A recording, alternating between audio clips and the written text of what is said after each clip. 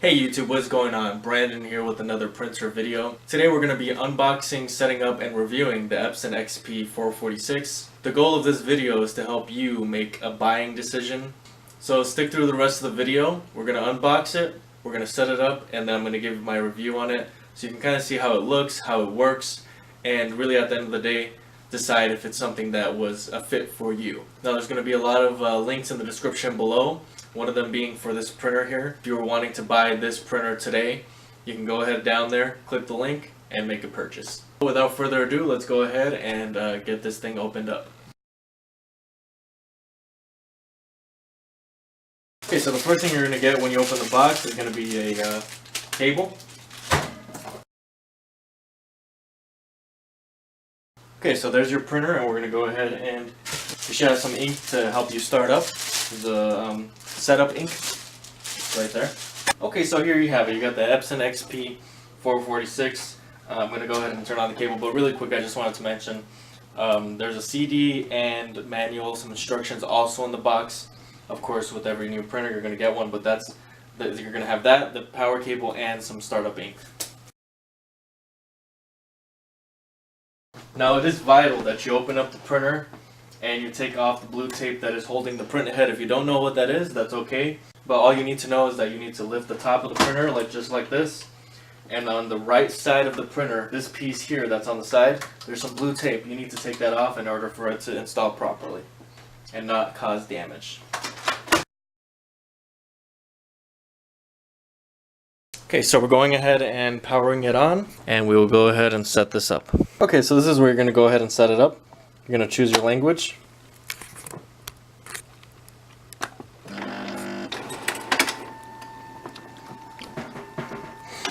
And while this is happening, of course, you can go ahead and get your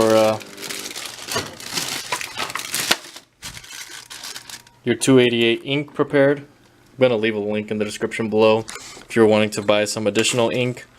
But this is your setup ink, of course. Alright, so next you're going to go ahead and you're going to install the ink. So you're going to lift the top of the printer, and it's already waiting for it there. Now you need to remove all these yellow stickers, and you can go ahead and put them all in. So you go ahead and put them on in. Alright, so just like that, you are set up. That's really all there is to it. If you don't already have an A to B USB cable that goes from the computer to the printer, I'm going to include that in the links below, so you can go ahead and get yourself one. But you're really going to want to set up your computer. You can go ahead and insert the disk that comes in the box and just go through the steps to install the drivers and all the other things necessary for the printer. We do have Wi-Fi on here, so you can add the Wi-Fi. So this is the Wi-Fi setup. Got the help button, copy button, and of course you can print photos. So we're done with the unboxing and setup, so I'll go ahead and go into what I think about the printer and what I can already see from here that I really like. Okay, so first of all, these models especially are always very nice and compact. They're a good size to have on a desk. They're very light, so when you have to deal with them, they're very easy to pick up. They're not like the HPs or Canon, other types of Epson printers that are super bulky and super heavy. I mean, this is something that has all the functionality you need, and it's very easy to use, easy to maneuver if you need to move it out of the way, or it's just takes up less space. Overall, that is a benefit when you are needing to save space in an office environment. Next thing I'll really go to is the SD card slot. That is probably going to be my favorite thing, because you can just take your SD card out of your camera and you just go ahead and put it right in there. And so it's directly from the camera that you're able to print these photos. So you would just hit print photos, and of course there is no memory card, but if you did have a memory card, you could go ahead and select which ones you wanted to print. And of course you would adjust the paper tray to fit, the photo paper. But that's something that's a great benefit.